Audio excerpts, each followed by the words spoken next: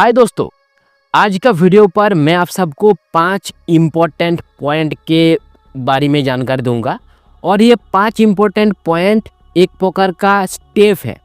अगर आप लोग स्मार्ट कॉइन जिसका वर्तमान नाम है ओलिव, इस एप्लीकेशन से लोन लिए हो और लोन को रिपेमेंट नहीं करेंगे ऐसा सोचे हो, या फिर आपके पास पैसा नहीं है जिसका कारण आप लोग लोन का EMI रिपेमेंट नहीं कर पाएंगे, ध्यान से देखिएगा वीडियो को, क्योंकि मैं आप सबको स्टेप बाय स्टेप बताऊंगा कब क्या होने वाला है। मेरे एक्सपीरियंस के आधार पर मैंने 5 पॉइंट, जिसको आप लोग ये कह सकते हो 5 स्टेप को नोट किया हूँ और उसके माध्यम से यानी स्टेप को फॉलो करते हुए जानकारी दूंगा। चलिए दोस्तों, वीडियो को शुरू करते हैं। आपने स्मार्ट कॉइन ऐप जिसका वर्तमान नाम है ओलिव, इसी एप्लीकेशन से लोन लिए हो और कुछ ऐसा सिचुएशन हो चुका है, आप रिपेमेंट करना नहीं चाहते हो या फिर पैसा नहीं है, मतलब नहीं कर पाएंगे। जिस डेट पर अपना EMI है उस दिन पर अपना बैंक अकाउंट को सबसे पहले हिट किया जाएगा ऑटो डेबिट के लिए। और दोस्तों, अगर आप लोग अपना बैंक का कार्ड के माध्यम से या फिर इंटरनेट बैंकिंग के माध्यम से ऑटो डेबिट को एक्टिवेट किए हो, उस स्थिति में ऑटो डेबिट फेल का चार्जेस लगेगा, क्योंकि आपके पास तो पैसा नहीं है या फिर आप लोग लोन का रिपेमेंट करना नहीं चाहते हो। भाई साहब, EMI अमाउंट कैसे बैंक अकाउंट से डेबिट होगा, यानी डेबिट नहीं होगा। उस स्थिति में आप लोगों को ऑटो डेबिट फेल का चार्जेस देना पड़ेगा। ये चार्जेस बैंक लेता है। प्राइवेट बैंक का केस पर ये चार्जेस ज़्यादा होता है, यानी 300, 400, 500 या फिर उससे भी ज़्यादा हो सकता है। गवर्नमेंट बैंक का केस पर ये चार्जेस कम होता है, वही 200, 300 इस प्रकार का, ठीक है। उसके अलावा अकाउंट वेरिएंट के हिसाब से भी ये चार्जेस कम या फिर ज़्यादा हो सकता है। लेकिन दोस्तों, अगर आप लोगों ने ऑटो डेबिट को एक्टिवेट करके रखे हो UPI के माध्यम से, यानी फ़ोन पे, पेटीएम, गूगल पे के माध्यम से, उसके अलावा अलग अलग जो थर्ड पार्टी या फिर बैंक का खुद का UPI ऐप होता है उसके माध्यम से, फिलहाल 2025 में UPI के माध्यम से अगर ऑटो डेबिट फेल्ड होता है उसका किसी भी प्रकार का कोई चार्जेस नहीं है। इस जगह पर एक छूट है। अगर आप लोग UPI के माध्यम से ऑटो डेबिट किए हो भाई साहब, ऑटो डेबिट फेल्ड का नाम पर कोई चार्जेस आपको देना नहीं पड़ेगा। ऑटो डेबिट फेल हो चुका है। अभी हम लोग बढ़ते हैं 2 नंबर प्रोसेस के ऊपर, यानी सेकेंड स्टेप पर। इसमें क्या होता है, जिस डेट पर EMI है उससे अगले 2 से 3 दिन के अंदर अंदर कलेक्शन एजेंट का, उसके अलावा रिकवरी टीम का कॉल आना शुरू हो जाता है। और अभी भी आपको धमकी नहीं मिला है, ये बस आपको रिमाइंड कर रहे हैं और कलेक्शन का कोशिश कर रहे हैं कि भाई साहब, अपना जो EMI है उसका रिपेमेंट आप लोग कीजिए, क्योंकि ऑटो डेबिट सक्सेसफुल नहीं हुआ है। अभी भी आपको धमकी नहीं मिला है, ठीक है ना। और अभी भी किसी भी प्रकार का कोई पेनल्टी या फिर लेट पेमेंट चार्जेस नहीं लगा है। स्मार्ट कॉइन के अकॉर्डिंग, यानी जिसका वर्तमान नाम है ओलिव, इस ऐप के अकॉर्डिंग अगर आप लोग ड्यू डेट पर EMI को रिपेमेंट नहीं करते हो आप सबको अलग से 5 दिन का और एक्स्ट्रा टाइम मिल जाता है, 5 दिन का।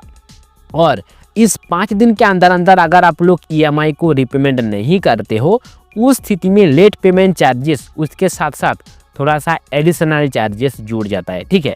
जैसा कि मेरा जो EMI था वो था 21 तारीख को, लेकिन मुझे ईमेल के माध्यम से, नोटिफिकेशन के माध्यम से और ऐप के माध्यम से जो जानकारी मिला है कुछ इस प्रकार का है कि 26 तारीख को पेनाल्टी लग जाएगा। पेनाल्टी के साथ साथ कुछ एडिशनल चार्जेस लग जाएगा, जिसको पेनल चार्जेस कहा जाता है और एडिशनल चार्जेस कहा जाता है। ये लगभग 300 रुपीस होगा। हम लोग मोटा मोटा ये मान सकते हैं स्मार्ट कॉइन तथा ओलिव एप्लीकेशन का जो लेट पेमेंट चार्जेस है ये लगभग 300 रुपीस, थोड़ा सा कम या फिर थोड़ा सा ज़्यादा हो सकता है, क्योंकि मैं स्मार्ट कॉइन एप्लीकेशन से 24,000 का लोन ही लिया था, ठीक है। कलेक्शन एजेंट का और रिकवरी टीम का कॉल आपको लगभग हर दिन मिलेगा, ठीक है ना। एक बात तो मिल ही जाएगा डे बाय डे, ठीक है।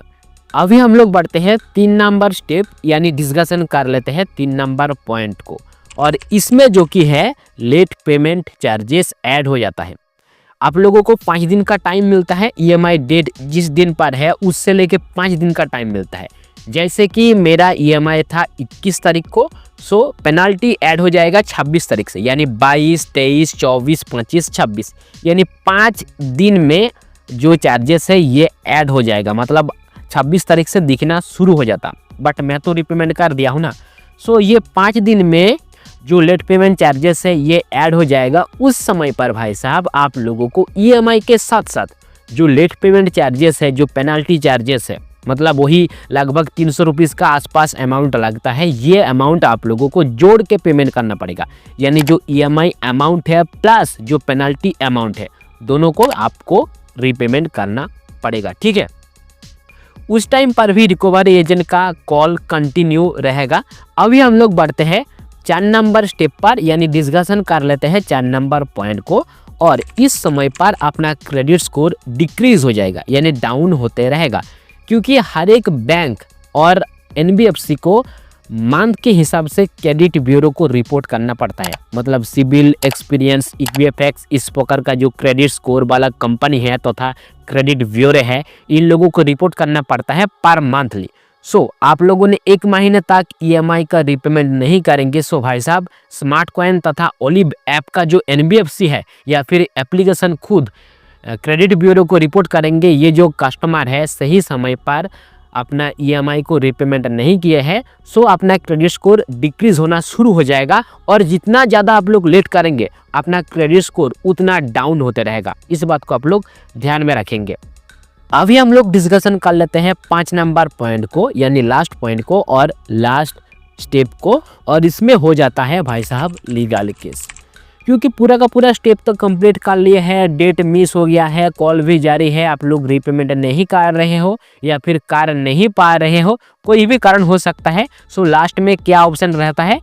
लीगल का मैटर, यानी आपको सबसे पहले नोटिस भेजा जाएगा। उसमें उन लोगों का क्या डिमांड है, डिमांड बेसिकली कुछ इस प्रकार का ही होता है कि भाई साहब अपना जो लोन अमाउंट है उसको रीपेमेंट कर दीजिए, साथ में जो चार्जेस लगा है उसको भी रीपेमेंट कर दीजिए। इस प्रकार का एक नोटिस आपको मिलता है, यानी जो कस्टमर रीपेमेंट नहीं करते हैं। फिर भी आप लोग अगर रीपेमेंट नहीं करते हो, सो भाई साहब ये केस कोर्ट तक जाता है, यानी अपना डिस्ट्रिक्ट कोर्ट पर, उसके अलावा हाई कोर्ट पर आपको बुलाया जा सकता है। उस जगह पर आप लोगों को सफाई देना पड़ेगा तथा जवाब देना पड़ेगा किस लिए आपने लोन का रीपेमेंट नहीं किए हो। लेकिन दोस्तों ये जो लीगल मैटर है ये बड़ा अमाउंट का केस पर होता है। अगर आप लोग थोड़ा सा ही लोन लिए हो, सो भाई साहब उतना ज़्यादा झंझट नहीं होता है। लेकिन बड़ा अमाउंट का अगर आप लोगों ने लोन लिए हो और रीपेमेंट नहीं कर रहे हो, सो भाई साहब ये केस ना कोर्ट तक जा सकता है। उसके बाद कोर्ट का जो डिसीजन आएगा, यानी कोर्ट का जो फैसला है, उसको आपको एक्सेप्ट करना ही पड़ेगा।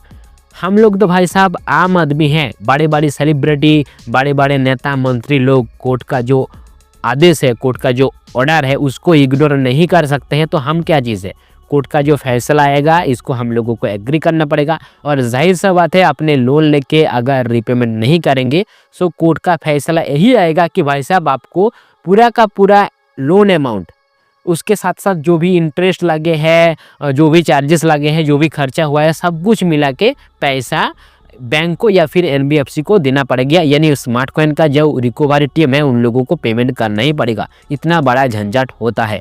मैं आप सबको डिटेल्स में समझा दिया हूँ और मेरा जो एक्सपीरियंस है ये रियल है, ठीक है।